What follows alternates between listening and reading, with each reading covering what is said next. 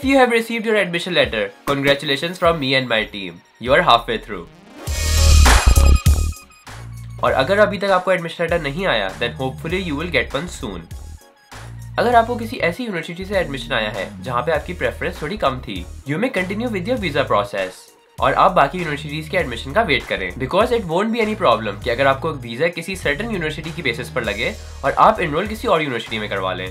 For the email you got from the university, you should reply to them. Admission letter की 2 copies आपको मिलती हैं, एक जो आपको सॉफ्ट कॉपी ईमेल के थ्रू आती है और हार्ड कॉपी जो कि आपके एड्रेस पर भेजी जाती है. For the email you may reply to the university, जिसके अंदर आप इस तरह की बात लिख सकते हैं कि thank you for the admission and now I will be continuing with my visa process. Multiple samples are available on my website for the admission reply, so better check them out. इस process के बाद हमें 3 चीजें फौरी करनी है: apply for the accommodation, get the blocked account open, and get the documentation ready for the visa application. So let's check them out.